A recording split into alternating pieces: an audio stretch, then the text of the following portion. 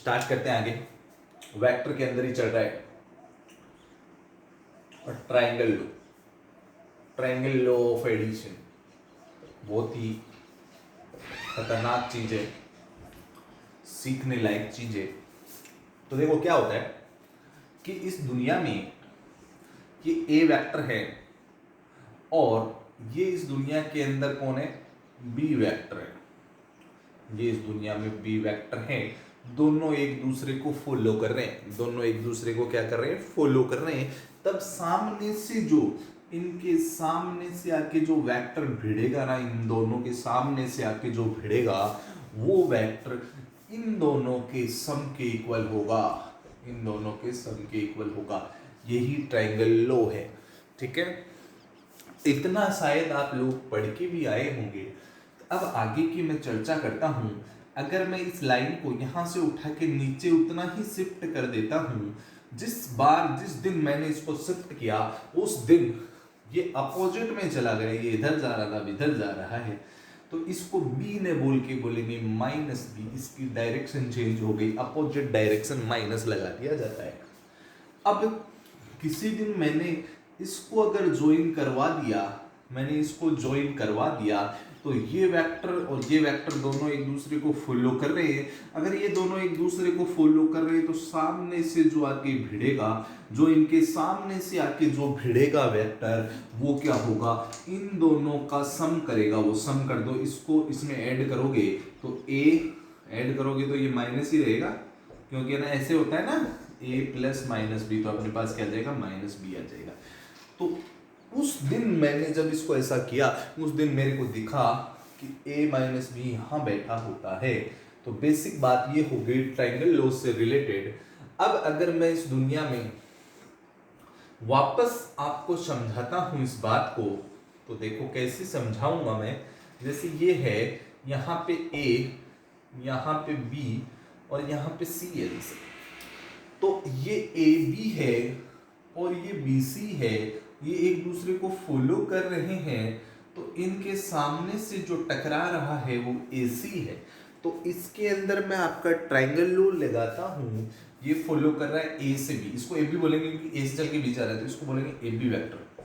Plus और कौन follow कर रहा है, BC। AB और BC एक ही डायरेक्शन में, ये B से चल के C की तरफ जा रहा है, तो इसको BC बोलेंगे। और इक्वल में ट्रायंगल लॉ लगा रहा हूं, तो AC जो सामने से आके भिड़ रहा है वो AC है। AC इसका इसलिए नाम है क्योंकि ये AC स्टार्ट C पे खत्म है, AC हो गया। ये चर्चा अपनी खत्म हुई। अब ये चर्चा खत्म हुई तो मैं उम्मीद करता हूं कि इस AC को जिस दिन मैं इधर लेके आ जाऊंगा तो हड़कंप मच जाएगा वेक्टर की दुनिया में, और वेक्टर की दुनिया में इतना भयानक हड़कंप मचेगा, और उस हड़कंप को देखने के लिए आपकी आंखें तरसेगी। ये इधर आ गया तो बोला माइनस का हो जाऊंगा, तो मैंने बोला हो जाओ, पर हम वापस प्लस करने का अधिकार रखते हैं वेक्टर में। इसका डायरेक्शन चेंज कर देते हैं, अगर इसको CA करूंगा तो ये माइनस का प्लस हो जाएगा। अब मेरी आंखों के सामने एक दृश्य नाच रहा है। वो दृश्य क्या है कि देखो यहाँ पे B से स्टार्ट, B पे खत्म, सॉरी यहाँ टर्मिनल पॉइंट B, यहाँ इनिशियल पॉइंट B, फिर यहाँ पे टर्मिनल पॉइंट C, यहाँ इनिशियल पॉइंट C। अगर ऐसा कभी भी आपको देखने के लिए दिख जाए आंखों ही आंखों में, तो आप उसको आंखों ही आंखों में जीरो बोल देना, मन की आंखों से जीरो बोल देना ना। जिसकी मन की आंखें हैं, कई गरीब बच्चे होते हैं जिनकी मन की आंखें नहीं होती है, तो वो पूरा सॉल्व कर सकते हैं। और जो बच्चे यहाँ से अमीर हैं वो क्या है, सीधा इसको देख के याद कर सकते हैं। तो इसी तरीके से ये लाइन आपके दिमाग में ऐसी की ऐसी प्रिंट हो जानी चाहिए, और इस प्रिंट का उपयोग जीवन में कभी करा जाए तो ऐसे होगा AB प्लस BC।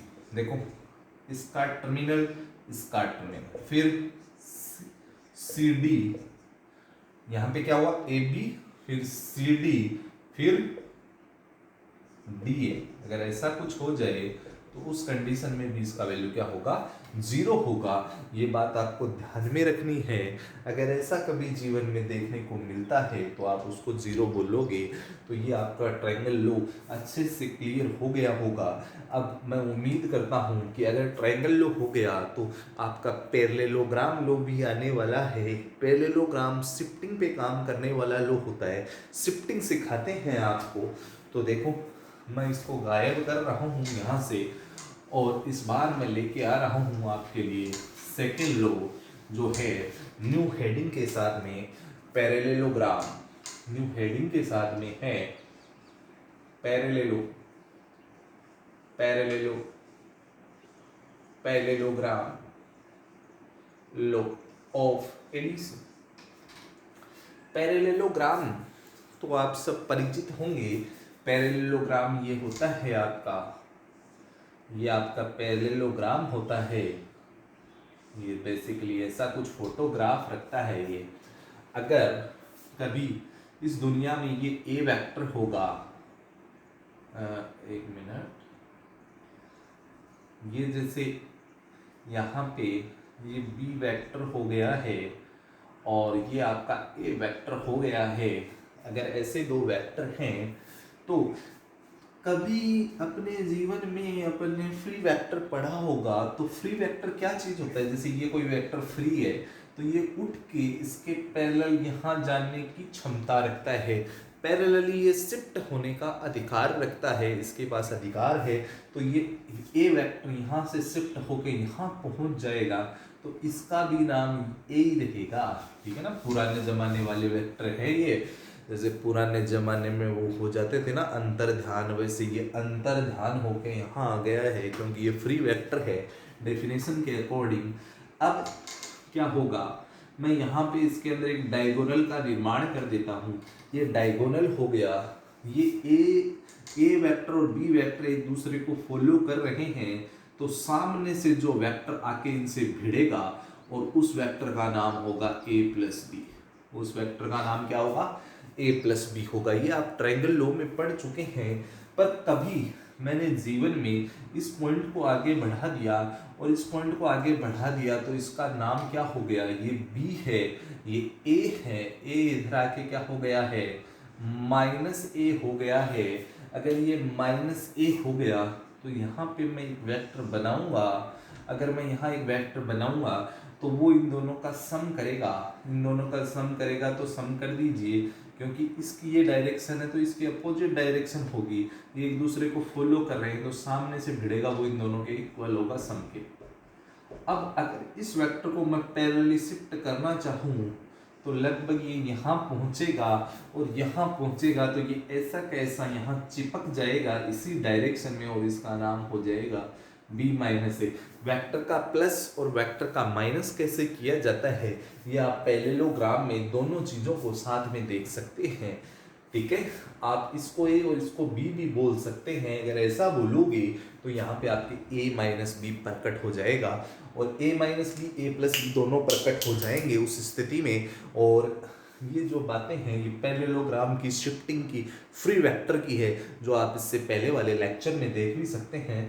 तो ये आपका पैरेललोग्राम लो हो चुका है, आप इसको बनाइए। फिर आपको इसके बारे में थोड़ी सी बातें लिखा देता हूँ।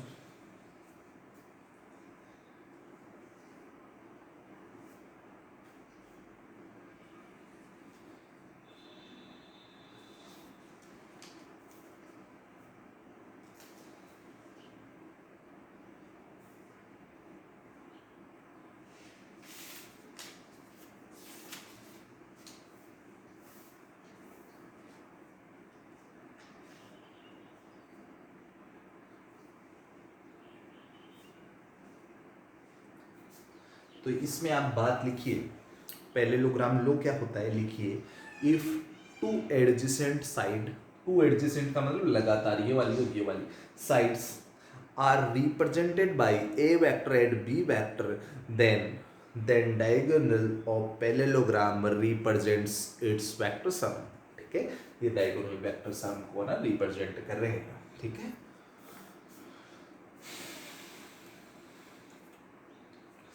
अब आगे अपन चर्चा करते हैं, अपनी चर्चाओं को आगे रखते हैं जारी और एक छोटी बात करते हैं।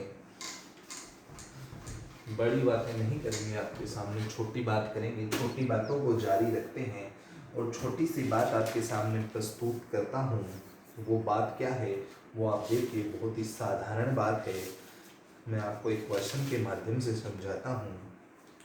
क्वेश्चन है आपका इस पे based, if sum of two unit vectors if sum of two unit vectors is unit vector, then find angle between them and magnitude of their difference। उनके डिफरेंस का मैग्नीट्यूड अपने को पता करना है। दो बातें अपने सामने हैं, इन दोनों बातों को अपन लिखते हैं। If sum of two unit vector, जिस दिन यूनिट वेक्टर नाम आएगा उस दिन मेरे को ना राजा जी की याद आएगी। राजा जी एक ही होते हैं और एक होने का मतलब यूनिट वेक्टर का मैग्नीट्यूड कितना होता है, 1। यूनिट वेक्टर जहाँ भी कैप पहना हुआ दिखाई दिया, जहाँ यूनिट वेक्टर दिखाई दिया वहाँ मैग्नीट्यूड कितना करूँगा मैं, 1 करूँगा। तो देखिए ये जो है, सबसे पहले डायग्राम का निर्माण करते हैं। ये आपके सामने बेसिकली इस टाइप का जो है डायग्राम देख लेते हैं। ये ए वेक्टर है, ये आपका बी वेक्टर है। अब यहाँ पे क्या होगा कि ये जो है ये दोनों एक दूसरे को फॉलो कर रहे हैं। दूसरी बात, इन दोनों का मैग्नीट्यूड जो है वो क्या है, 1 है। इनको चाहो तो आप कैप लिख देता हूँ तो आपको आपत्ति नहीं होगी। इसका मैग्नीट्यूड भी कितना है, 1 है। मैं यहाँ ऐसे लिख देता हूँ, इसका मैग्नीट्यूड 1 है, ये 1 है इतना, और इसका मैग्नीट्यूड भी कितना है, 1 है। ठीक है, मतलब ऐसे है, ए का मैग्नीट्यूड 1 है और बी का मैग्नीट्यूड भी कितना है, 1 है। ये जो है इसका सम होगा, ये दोनों एक दूसरे को फॉलो करने तो सामने से आके भिड़ेगा, वो A cap plus B cap होगा, और सामने से भिड़ेगा A cap plus B cap होगा, और इसका मैग्नीट्यूड भी कितना है, 1 है। तो मैं इसलिए लिख दूंगा इसका मैग्नीट्यूड भी 1 है, इसका मैग्नीट्यूड भी 1 है, और इसका मैग्नीट्यूड भी 1 है। अब क्या होगा, एंगल जब भी अपने को जानना होता है, कोई भी दो वेक्टर है, एंगल तभी निकलता है जब वो एक दूसरे से दूर जा रहे हैं, तभी उनके बीच में एंगल बनता है, ए और बी के बीच में। अब यहाँ पे ये दोनों एक दूसरे को फॉलो कर रहे हैं, तो ये जो एंगल है वो इनका नहीं होगा। एंगल निकालने के लिए इसको बढ़ाना पड़ेगा। अब यहाँ अब क्या हुआ, ये इधर चला गया। अब ये वाला वेक्टर और ये वाला वेक्टर दोनों दूर जा रहे हैं, उस स्थिति में बोलेंगे ये इनके बीच का एंगल है। ठीक है, अब पहली बात स्टार्ट करता हूँ। उम्मीद है ये बात आपके खोपड़ी में जमेगी। क्या है कि इन तीनों का, एक बार इसको हटा देता हूँ, इसका और इसका वैल्यू 1 है। 1 होते ही मेरे को याद आई इक्विलेटरल। अरे इक्विलेटरल हो गया, इक्विलेटरल होने का मतलब सारे एंगल कितने हो गए, 60 60 60। और ये 60 है, इसको इधर बढ़ाया तो ये क्या हो गया, 120 ए, ये ए वेक्टर ही है, ये बी वेक्टर, ए और बी के बीच में एंगल कितना हो गया, 120। ये पहला आंसर हो गया। दूसरा बात करते हैं, अगर मैं इस बी को नीचे बढ़ाऊंगा इतना ही, ये बी है तो ये इधर वाला क्या हो जाएगा, इस डायरेक्शन में -b हो जाएगा। लेकिन इसका मैग्नीट्यूड भी कितना होगा, 1। इस लाइन का वैल्यू भी कितना है, 1 है। इसका 1 है, इसका 1 है। अब मैंने इसको इधर ज्वाइन करवाया, अगर किसी दिन, ये लो मैंने इसको ज्वाइन करवा दिया, अगर ये 120 है तो ये 120 है, तो ये वाला एंगल भी कितना होगा, 120। 100% ये मैथमेटिक्स में जानते हो। इसका वैल्यू भी 1 है, इस साइड का वैल्यू 1 है। दो साइड सेम होने का मतलब आइसोसेलेस का मतलब यहाँ बनने वाले एंगल भी दोनों के क्या होंगे, सेम होंगे। ये 120 हो गया तो शायद मेरे हिसाब से 30 के बन गए, और 30 के बन गए तो आपकी खोपड़ी में एक बात तो उपजी होगी कि अगर ये 30 हो गए और ये पूरा 90 हो गया है, ये 90 होते ही मेरे को याद आई गई बाबा जी की। और बाबा जी कौन थे? पाइथागोरस बाबा। 90 देखते ही पाइथागोरस बाबा क्या बोलते हैं, ये इतना वन है, इतना वन है, तो ये पूरा 2 हुआ, ये 1 हो गया। और अपने को ये देखो, ये a वेक्टर है इधर वाला, और इधर वाला -b वेक्टर है, तो अगर ये सामने से आके भिड़ेगा तो a - b होगा। अगर ये a-b है तो ये a-b हो गया है। 90 के सामने वाला हाइपोटेनियस होता है, h² = p² + b² लगा देता हूँ, तो इसका जो है मोड आएगा ना, अपने पास ये वैल्यू मोड में है, तो h का वैल्यू 2² 4, परपेंडिकुलर कुछ भी हो सकता है, इसको थीटा ले लिए तो ये परपेंडिकुलर हो गया 1² 1 और प्लस a - b का होल स्क्वायर। ये इधर गया तो अपने पास 3 = a - b का होल स्क्वायर आया, और स्क्वायर हटाया तो इधर a - b = अपने पास कितना प्रकट हो गया, a - b प्रकट हो गया √3। माइनस का नहीं लूँगा, प्लस माइनस नहीं लगाऊंगा। जानता हूँ मैं इस दुनिया में जब मोड आया था तो वो अपने साथ पॉजिटिव को ही लेके आया था, और आज भी जब ये इस दुनिया में प्रकट होएगा तो पॉजिटिव के साथ ही होगा, नेगेटिव नहीं लगेगा। ये इसका आंसर हो गया एकदम सटीक।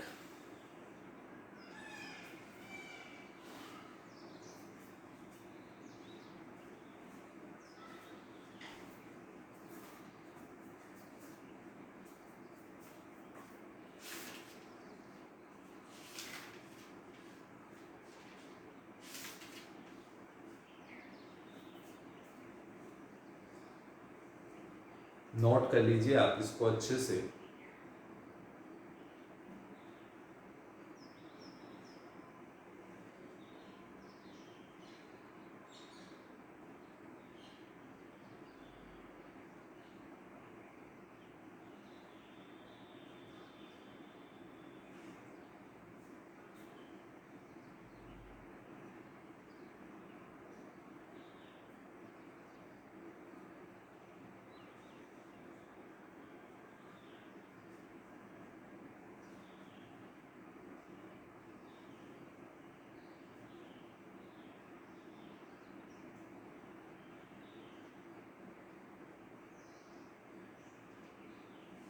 नई बात स्टार्ट करता हूँ, बहुत ही शानदार बात है, नई बात करता हूँ आपसे।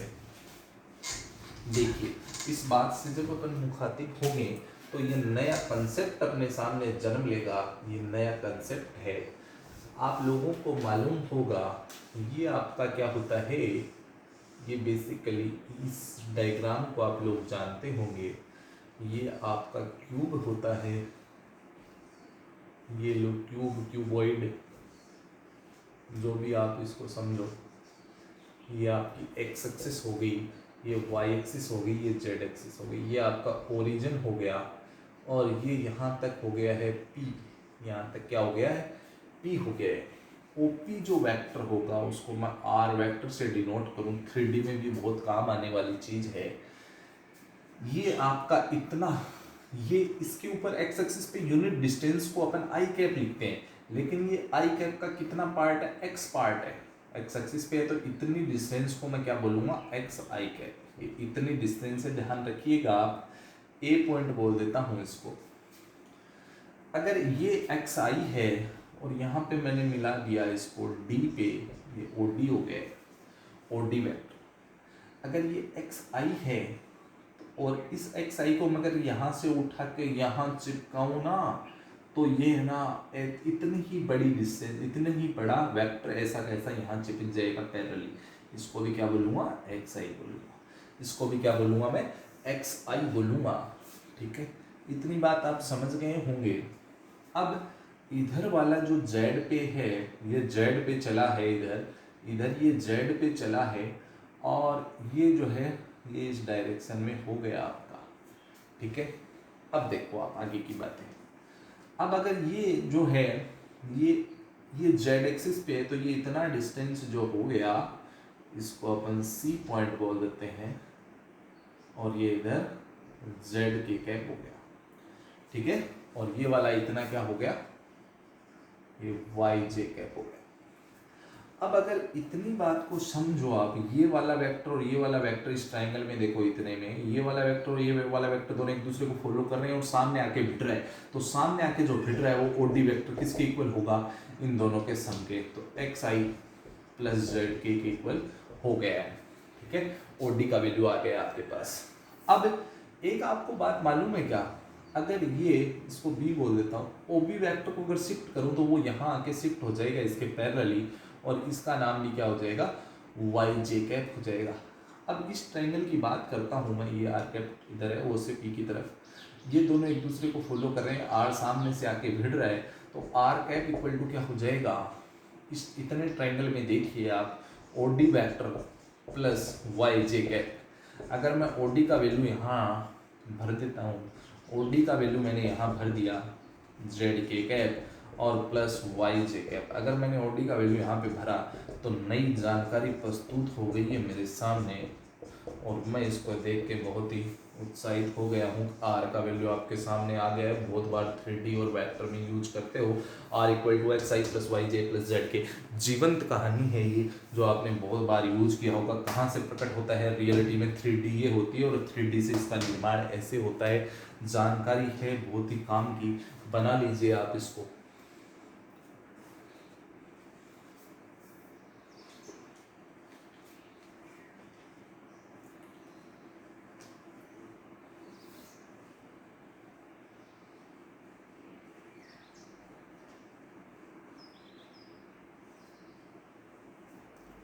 आगे अपन बात करते हैं, क्वेश्चन लेते हैं, एक शानदार सा क्वेश्चन लेते हैं आपके सामने। क्वेश्चन है, क्वेश्चन यहाँ पे लिख देते हैं, इफ 3 पॉइंट्स 1 ए बी, इसको ए बोल दिया, बी अपने पास है ए टू बी, और सी अपने पास है ए बी 3, आर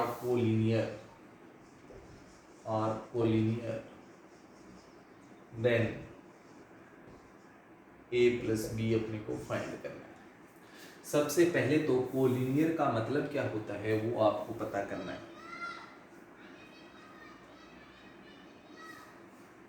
अगर कोई भी वेक्टर पैरेलल या कोलिनियर होते हैं तो कंडीशन होती है, वो मैं आपको बता देता हूं। जैसे ये पॉइंट है ए बी सी, अगर ये तीनों पैरेलल है या कोलिनियर है, एक ही बात है दोनों, तो जो ये इसका और इसका रेशियो होगा ना, ए बी का और बी सी का रेशियो होगा, यहाँ पे लगाऊंगा तो इक्वल लेमडा होगा, कोई कांस्टेंट के इक्वल होगा। तो यहाँ पे पैरेलल का मतलब एक इनके बीच में एंगल कुछ नहीं हो, यहाँ पे कोलिनियर का मतलब भी यही होता है। तो सबसे पहले आप ए बी निकालोगे। ए बी कभी जीवन में आपको निकालना पड़े ना, तो कैसे निकालोगे समझिए आप लोग। सेकंड में से फर्स्ट माइनस करोगे, पोजीशन वेक्टर से निकालना पड़ता है। जैसे कैसे निकाला जाता है, यहाँ पे ए बैठा है, यहाँ बी बैठा है, तो कैसे निकालेंगे, देखो पोजीशन वेक्टर से, ये इधर जा रहा है, ये इधर जा रहा है, ठीक है।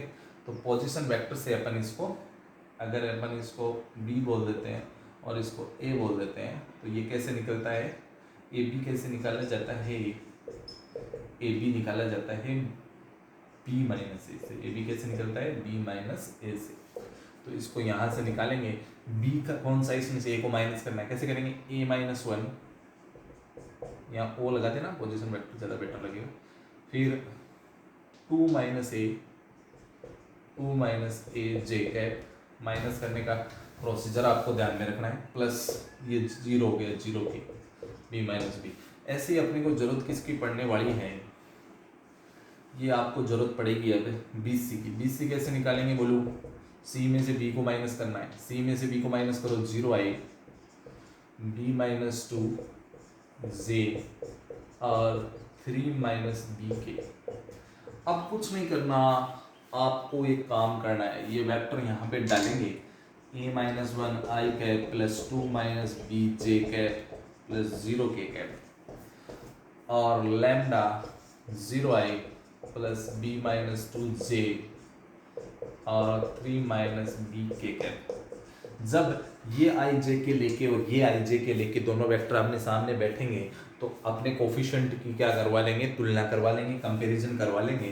तो इसका ये वाला है ना, आई वाला इधर आई वाले के इक्वल हो जाएगा, a-1 0, इधर जे का जे के कोफिशिएंट के इक्वल हो जाएगा, कोई फायदा नहीं होने वाला।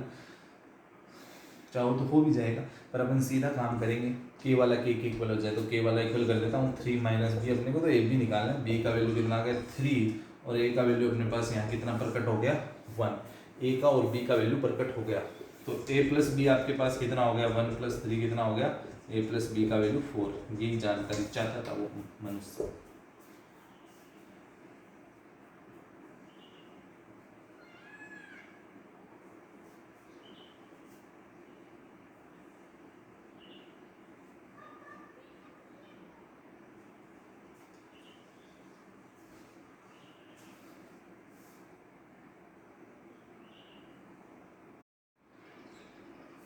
अगला क्वेश्चन रखता हूँ, अगला क्वेश्चन रखता हूँ आपके समक्ष, शानदार है, पर उससे पहले एक छोटी सी हेडिंग डाल लीजिए आप लोग। जैसे यहाँ पे रिप्रेजेंटेशन, रिप्रेजेंटेशन है वेक्टर्स का, वेक्टर्स का, वेक्टर्स का निरूपण है।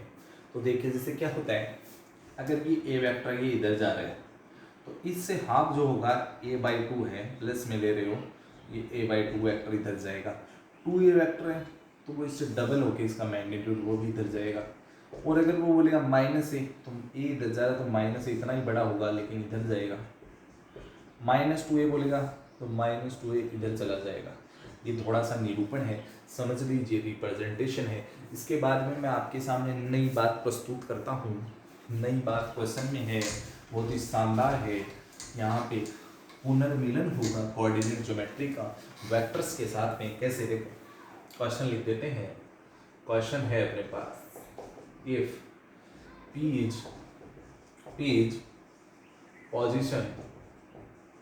is position vector of orthocenter, vector of orthocenter, P position vector है ऑर्थोसेंटर का, and small g is position vector P of centroid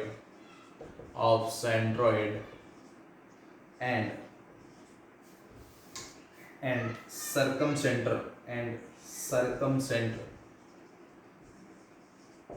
is origin। ठीक है, तो अपने को क्या बताना है, इफ इसी क्वेश्चन में चल रहा है P = kg है, छोटी क्लास का क्वेश्चन है, kg आ गया ना नाम, के क्या होगा। अब देखो मैं चर्चा करता हूँ, चर्चा करने जाऊंगा जब मैं, तो मेरे को एक बात समझ में आएगी कि इस दुनिया में अगर ये वाला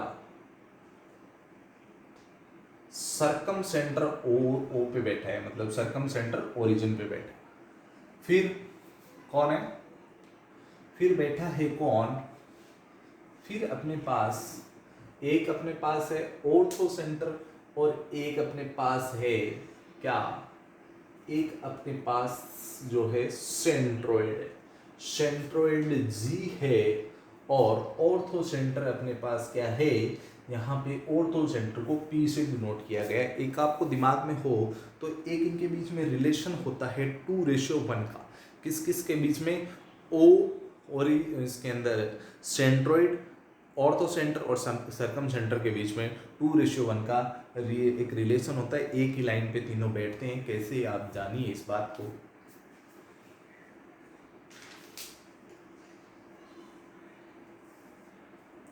तो आपने देखा होगा ये H होता है, ये G होता है, तो आपको मालूम होगा ये यहाँ ये G है, G कौन है, G है अपने पास सेंट्रोइड। ओरिजिन से अगर आपको इसका पोजीशन वेक्टर दे रखा है, इसका मतलब OG जो होगा, OG डिस्टेंस होगी, वो क्या होगा, इसका पोजीशन वेक्टर होगा। मतलब OG का मतलब स्मॉल g दे रखा है उसने, ये वाली डिस्टेंस स्मॉल g दे रखी है उसने, ठीक है। अब उसके बाद में H अपना क्या हो गया है, ऑर्थो सेंटर है, ये सेंट्रोइड है। अब ये 2:1 में काटते हैं एक दूसरे को। ये किस में रेशो में काटते हैं? 2:1 में। तो ये रेशो 2, ये 1। अगर ये G है तो ये कितना हो गया? 2G हो गया। डायग्राम में थोड़ा छोटा लग रहा होगा। टोटल कितना हो गया? 3G हो गया। टोटल 3G हो गया। 3G का मतलब क्या होगी? OH, ओरिजिन से ऑर्थो सेंटर के बीच की डिस्टेंस है ना 3H है।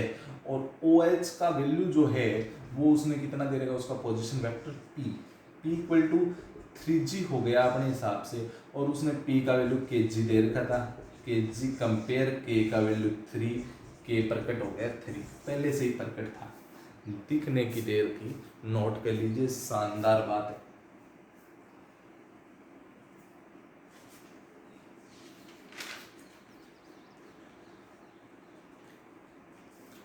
अब आगे न्यू हेडिंग डालिए, सेक्शन फॉर्मूले।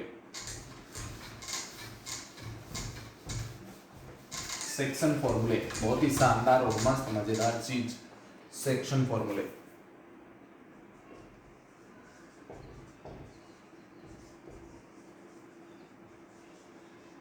सेक्शन फॉर्मूले दो टाइप के होते हैं, आपको मालूम होगा, इंटरनल डिवीजन और एक्सटर्नल डिवीजन, दोनों ही मैं आपको बताने वाला हूँ। तो सेक्शन फॉर्मूले में जो आप पुरानी क्लासों में पढ़ के आए हैं उन बातों को याद कर लीजिए, भूतकाल की बातों को। अब अपन ना वर्तमान में डिस्कस करके भविष्य में उपयोग करेंगे इन बातों का। तो इसके अंदर सबसे पहले अपन इंटरनल डिवीजन स्टार्ट करते हैं। इंटरनल डिवीजन में क्या होता है? अगर ये A है और ये B पॉइंट है और यहाँ पे कोई लाइन है, वो इसको M या पॉइंट है वो M/N में बांट रहा है, ये आपने पता किया होगा। लेकिन वेक्टर में अपन सारा काम पोजीशन वेक्टर से स्टार्ट करते हैं। यहाँ ओरिजिन ले लिया है, ये यहाँ मिलाया, ये यहाँ मिलाया, ठीक है। ये ओरिजिन से अपन सारी कहानी का स्टार्ट करेंगे, सारी कहानी ओरिजिन से स्टार्ट होगी। तो ये बात आप समझ गए होंगे कि सारा पोजीशन वेक्टर का खेल है। अब जो OA है इसको A बोलूँगा, OB को क्या बोलूँगा? मैं B बोलूँगा। और इसका मतलब OA को मैं A बोलूँगा तो ये पूरा कितना हो गया? A हो गया। और वो A यहाँ निरूपित कर देता हूँ। OB को B बोलूँगा, इसका मतलब ये B यहाँ निरूपित हो गया है। और ये मैं यहाँ पे C निकालना चाहता हूँ, ये C पॉइंट है अगर, तो ये C वेक्टर हो गया, ठीक है, पोजीशन वेक्टर। अब जो है, अब अपने को बात स्टार्ट करनी है अपनी कि अगर ऐसा हो रहा है तो क्या होगा बेसिकली। तो अपन इस बात को समझते हैं, अपन उसी फॉर्मूले से जो अपन पढ़ के आए हैं, आप लोगों ने पढ़ा होगा, XY का वैल्यू निकाला होगा तो M1 x2 plus M2 x1 upon M1 plus M2 ऐसे कुछ पढ़ा होगा। उसी का उपयोग करते हैं अपन। x का मतलब यहाँ C है, एक साथ निकालूंगा पूरा, XY निकालने की जरूरत नहीं है। क्या बोलेंगे? M1 x2 MB vector plus M2 y1, तो N A vector upon M1 plus M2 M plus N ratio का डिवाइड कर दिया। ये आपका सेक्शन फॉर्मूला उभर के आपकी आंखों के आगे नाच रहा है, देख लीजिए। ये सेक्शन फॉर्मूला होता है, ये है इसका एकदम बहुत ही extraordinary diagram, extraordinary question, इसके इसी तरीके से चलेंगे। अब यहाँ पे रिमेंबर में एक बात डालनी है आपको, in case of mid point, ये मिड पॉइंट अगर मिड पॉइंट होगा तो इसकी लंबाई अगर 8 भी हुई तो ये 4 रेशियो कितना आया? 1 रेशियो। M और N का वैल्यू 1 हो जाएगा, जिस दिन 1 हो गया तो ये 1, तो उस कंडीशन में C का वैल्यू कितना हो जाएगा? तो ये हो गया A, ये B, A प्लस B और 1 में कितने हो गए? 2। उस दिन C vector A plus B, A vector plus B vector by 2 के इक्वल हो जाएगा। ये बात आपको याद रखनी है, remember.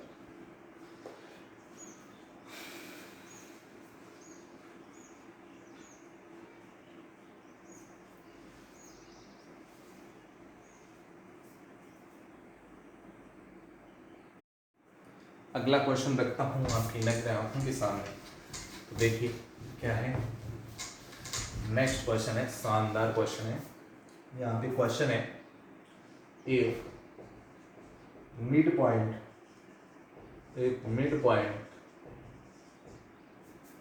Of points of opposite sides of quadrilateral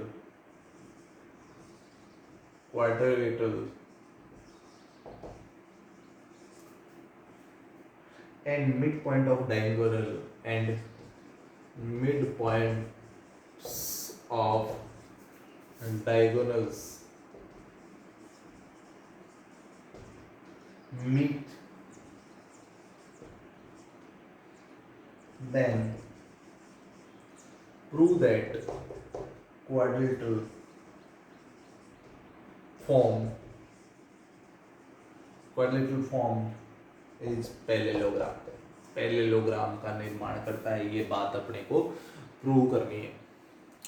तो सबसे पहले अपन है ना एक डाल देते हैं यहाँ क्वाड्रिलेटरल। ये लीजिए, क्या कहना चाहता है वो देख लीजिए आप लोग। चलो उसने बोला कोई भी क्वाड्रिलेटरल होता है तो मैं ऐसा हर कैसा बना देता हूँ। ये लीजिए, ठीक है, ऐसा कुछ बना दिया, इसका नामकरण कर दिया ए बी सी और डी। इसका पोजीशन वेक्टर ए ले लिया ओरिजिन से, इसका बी बोल दिया, इसका सी का सी बोल दिया और डी का डी बोल दिया स्मॉल लेटर में। उसके बाद में क्या बोला, mid point of opposite sides of quadrilateral, मतलब क्वाड्रिलेटरल का मिड पॉइंट।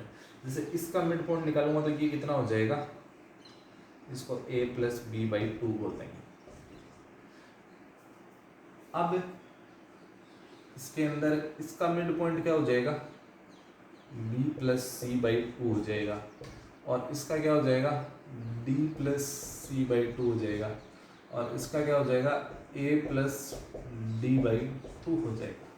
उसके बाद में वो अपने को क्वेश्चन के अंदर क्या बात कहना चाहता है कि मिड पॉइंट अपने को लेने हैं, अपोजिट साइड के लेने हैं, और अपने को इसके अंदर जो डायगोनल बन रहे हैं उनके लेने हैं। ये लो डायगोनल। अब यहाँ पे इस डायगोनल का मिड पॉइंट मैं ले लेता हूँ अप्रॉक्स यहाँ पे, और इसका मैं यहाँ ले लेता हूँ। तो अपने पास जो डायग्राम बनेगा वो कैसा बनेगा वो देखिए। जैसे अपोजिट साइड अपने को ले ली, या तो ये और ये साइड ले लीजिए, या ये और ये साइड ले लीजिए, जो आपको उचित लगे वो साइड आप ले सकते हैं, ठीक है। अब अगर आप ये साइड और ये साइड ले रहे हो तो आप ऐसे करोगे, इसको ऐसे। तो ये जो आपके पास डायग्राम बन के तैयार हुआ है ये कैसा होना चाहिए, पैरेललोग्राम होना चाहिए। तो इसका कुछ नामकरण कर देते हैं अपन, पी क्यू आर एस। तो अपन एक काम करते हैं अपन पीएस निकाल देते हैं, पीएस वेक्टर। और एक क्या निकाल देते हैं, पीएस कैसे निकालेंगे, एस माइनस पी से निकालो। एस का position vector A plus B by 2 और माइनस पी का बोल दीजिए बी प्लस सी बाई 2 है। अगर माइनस करोगे तो बी से बी मर जाएगा, तो आपके पास बचेगा A minus C by 2 P S का वैल्यू। अब ऐसे ही इसके अगर पैरेलल की बात करूँ मैं, तो पी एस के पैरेलल जो है वो आर क्यू निकाल देता हूँ। आर क्यू क्या होगी, आर क्यू देखिए, आर क्यू कैसे निकालेंगे, क्यू माइनस आर से। क्यू का वैल्यू कितना है, क्यू का वैल्यू अपन ने निकाला नहीं है, मिड पॉइंट है। मिड पॉइंट जो है ये भी अपन गलत निकाल दिए। ये यहाँ पे ये नहीं है, एस अलग चीज़ है। एस क्या है, ये तो इसका मिड पॉइंट था। एस किसका मिड पॉइंट है, ए और सी का। तो ये हो गया ए प्लस सी बाई 2। तो एस जब मैंने लिखा था तो ए प्लस सी बाई 2, और पी का वैल्यू तो सही है, यहाँ सी से सी मरेगा, ए माइनस बी बाई 2 बचेगा, ठीक है। अब ऐसे क्यू माइनस आर निकालेंगे। क्यू किसका मिड पॉइंट है, क्यू जो है अपन ने दोनों काम एक ही डायगोनल पे कर दिए। तो ये अपने सामने एक बहुत ही बड़ी पीड़ा हो गई है। ये क्यू यहाँ है नहीं है, ये यहाँ है, ये यहाँ इस डायगोनल का मिड पॉइंट है और ऐसे डायग्राम बन रहा है। तो Q जो है वो कहाँ है, यहाँ है। अब Q यहाँ है तो इसका मिड पॉइंट बोलिए B प्लस D/2 हो गया है।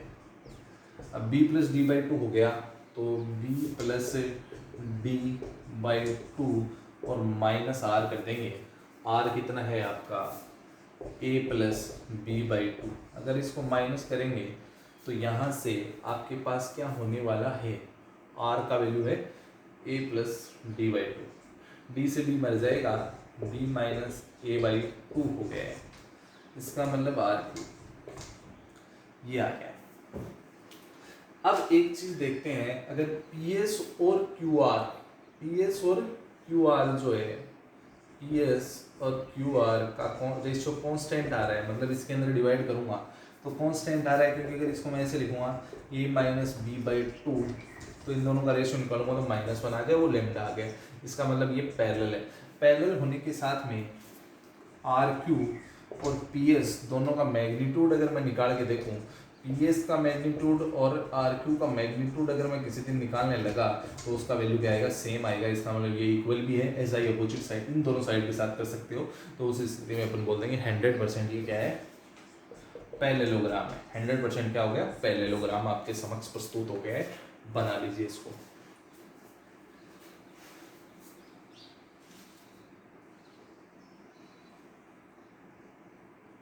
ये अपन एक्सटर्नल डिवीजन स्टार्ट करते हैं। एक्सटर्नल डिवीजन के अंदर क्या होता है, एकदम इंटरनल डिवीजन जैसा ही होता है। तो देखिए एक्सटर्नल डिवीजन क्या होता है, जैसे अपने पास यहाँ पे पॉइंट है जो है AB लाइन है, ये AB लाइन होगी। AB लाइन है, इसको कोई बाहर का पॉइंट है, ये बाहर का पॉइंट है C। ये बाहर का पॉइंट C अगर इसको m/n में डिवाइड कर रहा है, m/n का मतलब ये पूरा लेंथ कितना हो गया, m, मतलब AC और AB का जो रेशियो है वो क्या है, m/n है, मतलब बेसिकली। तो ये रेशियो m/n है, तो ये पूरी लेंथ हो गई m, और ये कितनी हो गई n, और ये कितनी हो गई m-n हो गई। अब इनके अपन पोजीशन वेक्टर डिसाइड कर देते हैं। ये पॉइंट A है तो ये ओरिजिन से अपन इनको ज्वाइन करवाते हैं। ये ओरिजिन है, यहाँ पे ओरिजिन से अगर मैं इनको ज्वाइन करवाने गया तीनों को, ये ज्वाइन हो गए। यहाँ पे ये ज्वाइन होने के बाद में ये OA है, तो ये वाला वेक्टर A हो गया, वैसे ये क्या हो गया, B हो गया, और ये क्या हो गया, C वेक्टर हो गया। ठीक है, पोजीशन वेक्टर के। अब अपन इसको सेक्शन फॉर्मूला के अंदर जो इंटरनल डिवीजन अपन ने पढ़ा है, C वेक्टर इक्वल टू क्या था, NB vector plus NA vector upon M plus N, उसी की तरह खेलते हैं। तो अपन यहाँ B का वैल्यू निकालेंगे, जो ये B वाला है, तो क्या होगा, ये वाला रेशियो आपको पता है n है कि m-n है। तो क्या करेंगे अपन, सबसे पहले अपन क्या करेंगे, m1x2 मतलब n को c के साथ खिला देते हैं, तो ये nc वेक्टर प्लस m-n को a के साथ खिलाएंगे तो m-n into a vector divide by ये रेशियो और ये रेशियो का सम कर देंगे n प्लस m-n। ये इससे मर गया, ये कैंसिल हो गया, ये इधर चला गया। ये अपने पास कितना आ गया, MB vector equal to NC vector, और ये अपने पास मल्टीप्लाई हो गया MA vector minus NB vector. ये अपने पास आ चुका है फाइनली। अब देखो क्या होगा, यहाँ पे ये A वेक्टर से मल्टीप्लाई होके MA vector minus NB vector इसने दे दिया है अपने को। अब जो होगा कि यहाँ से अगर अपन C वेक्टर को निकालना चाहते हैं तो C वेक्टर अपने पास आ जाएगा NC वेक्टर, या C वेक्टर यहाँ से अपन एक बार इसको कॉमन करते हैं, एक बार। यहाँ पे जो है ये पूरा रेशियो अपने पास M है, और BC का जो रेशियो है वो अपने पास कितना है, N है। ये वाला रेशियो N हो गया, तो ये कितना हो गया, इधर वाला m-n हो गया। मतलब अपने पास बेसिकली जो है वो किसका रेशियो है, AB और BC का रेशियो m/n है, ये BC का रेशियो हो गया। अब अगर इसके अंदर अपन लगाएंगे तो ये रूल लगा के बताता हूँ मैं। तो रूल कैसे लगाएंगे इसके अंदर, ये वाला मल्टीप्लाई हो जाएगा c से n माइनस एन इंटू सी, और प्लस n वाला मल्टीप्लाई हो जाएगा a से, और डिवाइड बाई दोनों के रेशो का सम कर देंगे। m minus N plus N ये कैंसिल हो गया, ये इधर मल्टीप्लाई हो गया, एम बी इक्वल टू क्या आया अपने पास m into C minus N into C plus N A vector. अब अपन क्या करते हैं, यहाँ इसको इधर ले आते हैं, M B vector minus N A vector, और यहाँ से एम सी वैक्टर कॉमन आ गया, तो ये एम माइनस एन हो गया है, तो सी वेक्टर का अपने पास वैल्यू आ गया M B minus N A vector upon M minus N आ गया। एक बात आपको याद रखनी है, if ratio is ask then K ratio 1 assume करना होता है या लेमडा रेशियो 1 अज्यूम करना होता है। ये बात आपको समझ में आ गई होगी, गलती से वो रेशियो अपना गलत लिख दिया था मैंने, इस कारण गलती आ रही थी, आप इसको समझ लीजिए, ऐसा ही रेशियो होता है कोऑर्डिनेट ज्योमेट्री में भी, ठीक है। नेक्स्ट अपन स्टार्ट करते हैं इसके ऊपर, रेशियो के ऊपर ही बात अगली स्टार्ट करते हैं।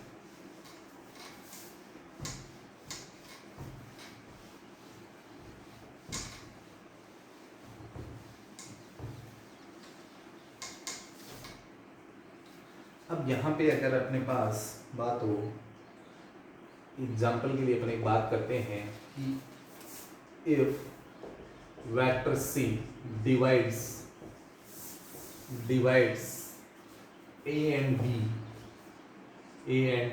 बी इन 5:3, तो क्या बात निकल के आएगी, जैसे ए और बी वेक्टर अपने पास यहाँ पे है और ये इसका रेशियो है 5:3 और ये सी वेक्टर है, तो अपन अगर इसके अंदर सेक्शन फॉर्मूला अप्लाई करते हैं तो सी वेक्टर इक्वल टू अपने पास क्या आता है, ये इधर मल्टीप्लाई हो गया 5b वेक्टर और ये इधर मल्टीप्लाई हो गया 3a वेक्टर और डिवाइड में रेशियो का सम हो गया 5 और 3 8, ये इधर मल्टीप्लाई हो गया 8c cap equal to 5b plus 3a, और मैं अगर 8c को उधर लेके जाऊंगा तो 3a प्लस 5b और माइनस 8c आ गया। अगर ये आ गया, अगर ऐसा आ रहा है इन दोनों का सम अगर प्लस है ये माइनस, अगर सीधा इनको करें तो अपने पास जीरो आ जाएगा, जैसे 3 प्लस वेक्टर को हटा के अगर माइनस करें तो अपने पास जीरो आ रहा है। इसका मतलब ये एक लीनियर कॉम्बिनेशन है, 1 पावर 1 पावर 1 पावर, ये अपने पास क्या है, लीनियर कॉम्बिनेशन है।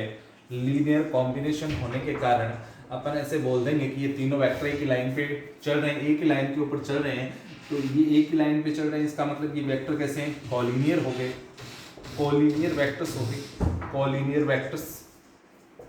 यहाँ पे ये वेक्टर्स कैसे हो गए, कोलिनियर वेक्टर्स हो गए, और कोलिनियर वेक्टर होने का मतलब ऐसी स्थिति आ रही है तो इसका वैल्यू क्या हो रहा है, जीरो हो रहा है, वो वेक्टर कैसे हो रहे हैं, कोलिनियर हो रहे हैं, ये आपको बात याद रखनी है।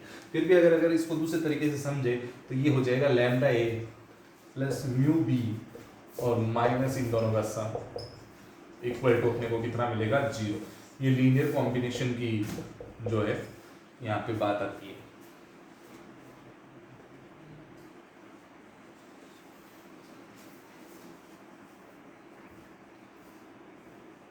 और अगर लीनियर कॉम्बिनेशन में एक चीज ऐसी आ जाती है, लीनियर कॉम्बिनेशन के लिए आप ध्यान में रखेंगे, लीनियर कॉम्बिनेशन या कॉलिनियर के लिए, या कॉलिनियर के लिए एक शर्त ध्यान में रखनी है आपको, अगर कोई 3 वेक्टर आ रहे हैं X A plus Y B plus Z C, अगर ये 3 वेक्टर हैं और ये लीनियर कॉम्बिनेशन को फॉलो कर रहे हैं तो x plus y plus z equal to कितना आएगा, अपने पास जीरो आएगा।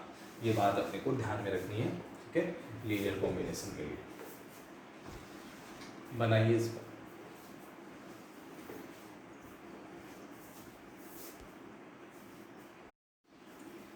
नेक्स्ट क्वेश्चन स्टार्ट करते हैं।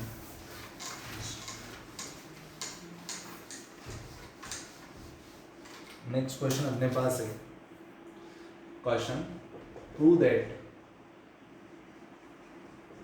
दैट मीडियन वेक्टर अपने पास है, median vector drawn from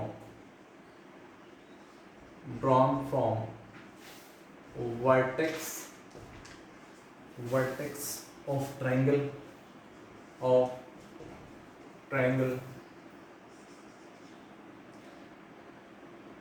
has sum equal to 0। ठीक है, अपने को क्या करना है बेसिकली, जैसे अपने पास इसके अंदर क्या प्रूव करना है ये बात मैं आपको बता देता हूँ। जैसे ये आपके पास ट्राइंगल हो गया ए बी सी, नॉर्मलाइज्ड कर दिया इसको। यहाँ पे ये मीडियन है, फर्स्ट ए सी डी पे जो अपन ने मीडियन डाला है वो ए डी है, ए डी मीडियन हो गया।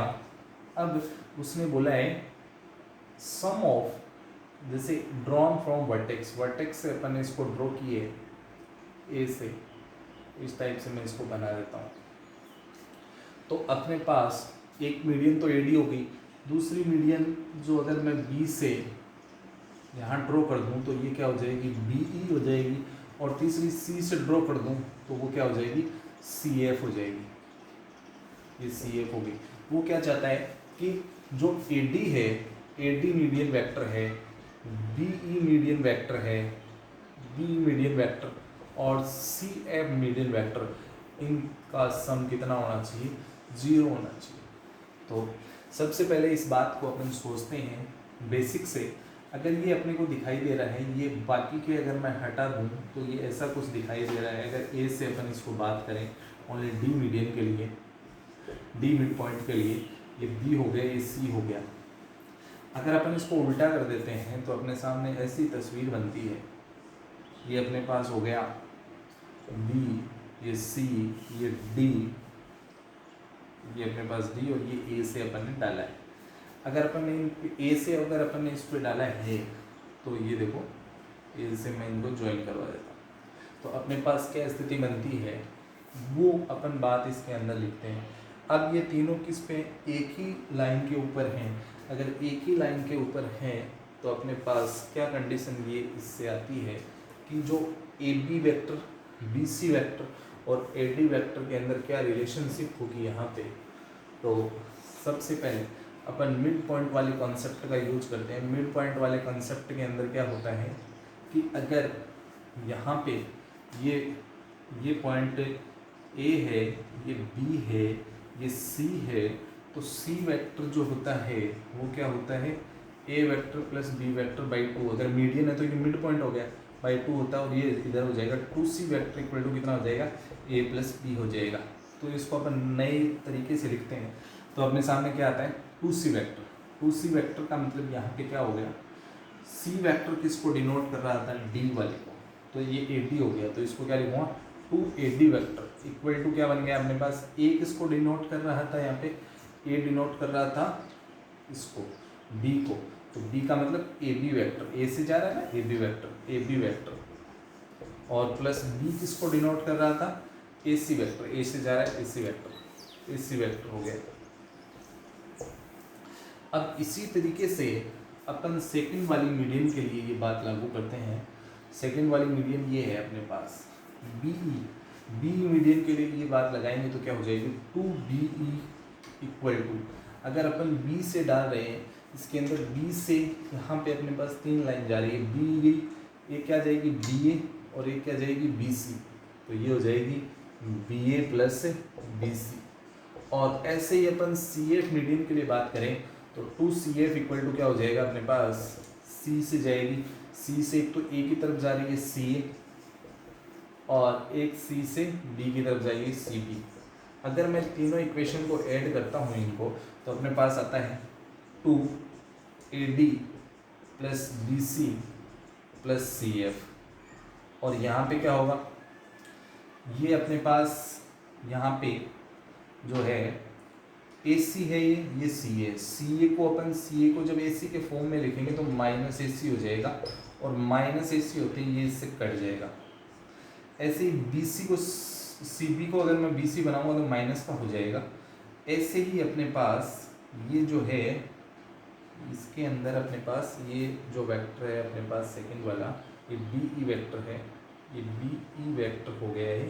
BE वेक्टर से एक तो BC जा रहा है और एक BA जा रहा है, ये BA है। अब ये BA को अपन AB लिखेंगे तो माइनस AB हो जाएगा, BA को अगर अपन AB लिखेंगे तो माइनस AB हो जाएगा, और ये माइनस AB होने के कारण ये इससे कैंसिल हो जाएगा और इसका वैल्यू 0 हो जाएगा। 2 नीचे ट्रांसफ़र होगा तो अपने पास AD plus BC plus CF जो मीडियन है उनका सम क्या आ रहा है, 0 आ रहा है, जिस वर्टेक्स से इनको ड्रॉ किया गया था। ये अपना क्वेश्चन सॉल्व हो चुका है। अपन वापस समझ लेते हैं ये बात एकदम अच्छे से, डायग्राम को मैं बता देता हूँ।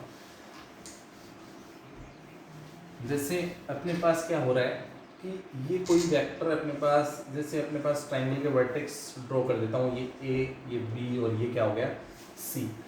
अब क्या होगा, यहाँ से मैंने मीडियन ड्रॉ करी, ये डी पे मीट करी, तो ए से बी की तरफ, ए से डी की तरफ और ए से सी की तरफ। अगर इस बात को अपन समझें तो ये क्या हो जाएगा, इसको अगर उल्टा करके ऐसे समझें अपन, या यहीं से अपन समझ लेते हैं इसको मैं ए वेक्टर बोल देता हूँ, इसको बी वेक्टर बोल दिया और इसको सी वेक्टर बोल दिया।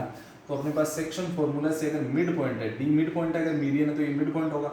Section formula C equal to क्या होगा, रेशियो 1 होगा, ये 1, तो ये a प्लस बी बाई 2 हो जाएगा। a प्लस बी बाई 2 होने का मतलब ये 2 हो गया, m प्लस m 2 इधर चला जाएगा, 2c वेक्टर इक्वल टू कितना आ गया, a प्लस बी वेक्टर आ गया। ठीक है, इस तरीके से अपन इसका उपयोग करेंगे। तो अब यहाँ से अब इनका नामकरण अपन करते हैं। यहाँ से सी वेक्टर ये था, सी वेक्टर का नाम क्या था, ए से स्टार्ट होकर डी की तरफ जा रहा था, तो ए डी वेक्टर हो गया। A D vector two A D vector equal to, A का मतलब क्या था, A B vector, A B vector हो गया, प्लस सी का मतलब क्या था, ए सी वेक्टर, सॉरी ये बी है अपने पास, बी का मतलब क्या था, ए सी वेक्टर, ये ए सी वेक्टर हो गया। अगर एक मीडियन और ड्रॉ करता हूँ इसके ऊपर में, ये मीडियन हो गई बी ई, तो बी ई को उसी रूप में क्या लिखेंगे, इसकी बी से डायरेक्शन दिखा देता हूँ, तो इसको क्या लिखेंगे अपन, two B E vector equal to क्या लिखेंगे अपन, इसको लिखेंगे बी से सी की तरफ जा रही है बी सी वेक्टर, और प्लस बी से ए की तरफ जा रही है बी ए वेक्टर। अब ऐसे ही अपन सी से एफ की तरफ एक मीडियन ड्रॉ करते हैं, तो ये एफ पे मिलती है, यहाँ पे इनकी डायरेक्शन दिखा देता हूँ मैं, ये तीनों की डायरेक्शन होगी। तो सी एफ वेक्टर को क्या लिखेंगे, two C F vector, section formula से टू सी एफ वेक्टर किसके इक्वल हो जाएगा, C B vector plus C A vector, C से जा रही है। अब क्या होता है कि वेक्टर में जैसे अपने पास जो सी बी वेक्टर है, इसको अगर अपने को बी सी बनाना है, मतलब इसको पहले इसको बाद में करना है, तो पोजीशन वेक्टर में साइन चेंज हो जाता है, माइनस हो जाएगा। तो इसी तरीके से क्या होगा, ये ऐड हो जाएगा, 2 कॉमन आ जाएगा, A D plus B vector plus C F vector, और ये क्या होगा, ये ए बी, ये बी ए, इसको ए बी लिखेंगे, माइनस का हो जाएगा, ए सी, ये सी ए माइनस का हो जाएगा, ऐसे लिखते, B C C B minus का हो जाएगा लिखते, तो ये सारे कट जाएंगे, 2 नीचे पहुंच जाएगा, और अपने पास क्या आ जाएगा, A D vector plus B vector plus C F vector, इन तीनों का वेक्टर सम कितना आ जाएगा, 0 आ जाएगा। जो उस इंडिकेट पॉइंट से मीडियन अपन ने ड्रॉ करी है, इंडिकेट पॉइंट से जो मीडियन ड्रॉ की है, उसका वेक्टर सम, तीनों का वेक्टर सम कितना आ जाएगा, 0। ये किसी भी ट्रायंगल की कैरेक्टरिस्टिक है जब वो मीडियन होती है, तो ये बहुत इंपॉर्टेंट बात है, तीनों मीडियन का सम 0 होता है। इसका अपन सीधा जो वेक्टर के अंदर, वेक्टर में 3D में इसका सीधा यूज कर सकते हैं। ठीक है,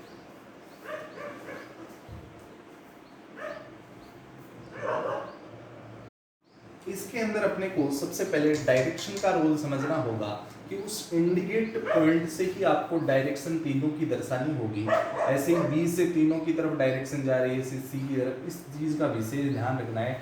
और दूसरी बात यह है कि जो इसके अंदर अपन ने लगाया है वो सेक्शन फॉर्मूला का बेसिक लगाया है। सेक्शन फॉर्मूला के अंदर जैसे मिड पॉइंट जो होता है वो कब होता है, वो बात मैं आपको बता देता हूँ। सेक्शन फॉर्मूला में मिड पॉइंट के अंदर क्या होता है, जैसे अपने पास इंटरनल डिवीजन होता है, ये बात मैं आपको बता चुका था। इंटरनल डिवीजन के अंदर जैसे ये अपने पास ओरिजिन है, ये यहाँ पे ए बी और सी पॉइंट है, ए बी और सी। अब यहाँ ओरिजिन से ये जा रहे हैं तीनों वेक्टर, तो इसका नामकरण अपन ए, इसका बी और इसका सी कर देते हैं। ये रेशो m है और ये रेशो n है। A C ratio B C, C B ratio अपने पास क्या है, m बाई n है। तो उस कंडीशन में अपन क्या करेंगे, जो सी वेक्टर जो होगा, सी वेक्टर जो होगा वो क्या होगा, x2, ये क्या हो गया m1 x2, तो क्या हो जाएगा mb और प्लस ये इससे मल्टीप्लाई हो जाएगा तो na divide by n plus n हो जाएगा। अगर इसके अंदर रेशो m/n जो है वो 1/1 हो जाएगा। 1/1 का मतलब मिड पॉइंट हो जाएगा। अगर इसकी लेंथ है 20 है तो ये भी 20, ये भी 20, 20/20 कितना आ जाएगा अपने पास 1/1 आ जाएगा मिड पॉइंट की कंडीशन में। मिड पॉइंट की कंडीशन में 1/1 आ जाएगा तो c कितना हो जाएगा, ये 1 हो जाएगा, 1 into B plus 1 into A divide by 1 plus 1 हो जाएगा, तो c इक्वल टू हो जाएगा a प्लस बी बाई 2। इतना यूज कर सकते हो। मैंने यहाँ पे इसको ऐसे यूज किया है, 2 इधर मल्टीप्लाई कर दिया a प्लस बी, ये फॉर्मेट यहाँ पे मैंने यूज किया है।